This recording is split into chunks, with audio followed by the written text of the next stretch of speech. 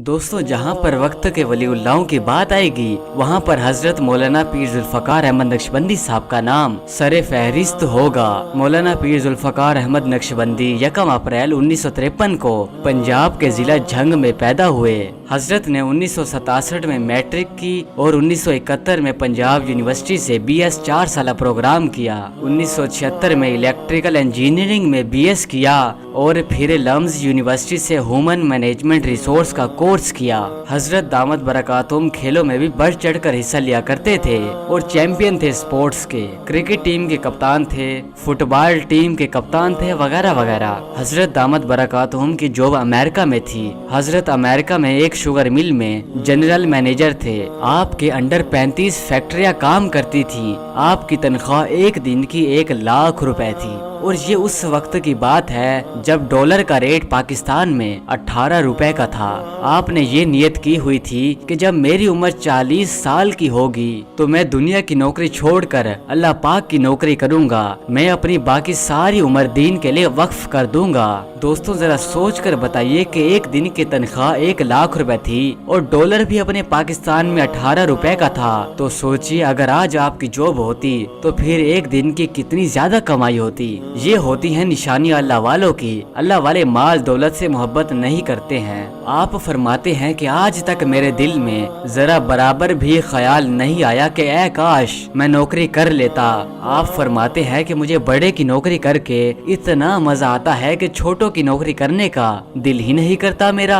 आप बयान में फरमाते हैं कि मुझे हुजूर पाक सल्लल्लाहु अलैहि वसल्लम की ज़ियारत 100 से ज्यादा मर्तबा हुई थी। इस बात को दरअसल इसलिए बताया था कि लोगों ने कहा था कि हम अपनी पूरी कोशिश करते हैं कि हमें हुजूर पाक सल्लल्लाहु अलैहि वसल्लम की ज़ियारत हो, लेकिन नहीं हो पाती है। तो आपने फरमाया था कि निगाह पर कंट्रोल कीजिए। अगर गैर महरम गुजरे तो आपको ये भी पता ना चले कि इसके लिबास का क्या रंग है, इसका लिबास कैसा है। आपने इसके बुरके की तरफ भी नहीं देखना है। मैं निगाह पर बहुत ज्यादा कंट्रोल किया करता था, तब मुझे इस निगाह पर कंट्रोल करने का ये अजर मिला।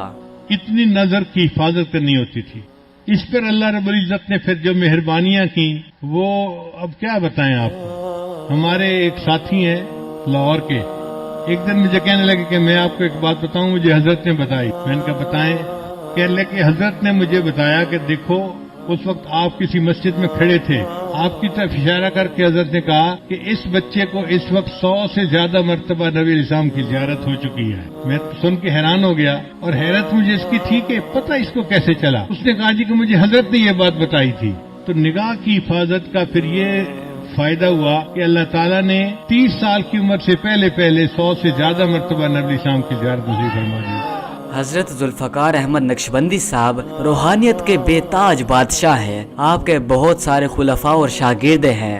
आपके अजीम तरीन शागिर्द में हजरत मौलाना खलीलुर रहमान सज्जाद नुमानी साहब शामिल हैं। हजरत के करीबी लोग बताते हैं कि हजरत की वालदा बचपन में फरमाया करती थी, ए जुल्फी तुम मेरे सामने खड़े हुआ करो, जब तुम मेरे सामने खड़े होते हो तो मक्खन ज्यादा निकलता है। हजरत की वालदा भी ये जानती थी कि मेरे बेटे को अल्लाह पाक ने बड़ा मकाम अता फरमाया है। आपके 2 साहिबजादे हैं। बड़े बेटे का नाम हबीबुल्लाह है और छोटे बेटे का नाम सैफुल्लाह नक्शबंदी है। आपने बहुत सी किताबें लिखी हैं। अगर आप हजरत की किताबों को पढ़ेंगे तो आपको यूं लगेगा कि आप इल्म के समंदर में तैर रहे हैं। हजरत कॉलेजेस, मदरसे और यूनिवर्सिटीज में लेक्चरार भी रह चुके हैं। हजरत का अंदाज़े बयां बहुत ही सादा है और निहायत ही प्यारा और दिल में उतर जाने वाला अंदाज है।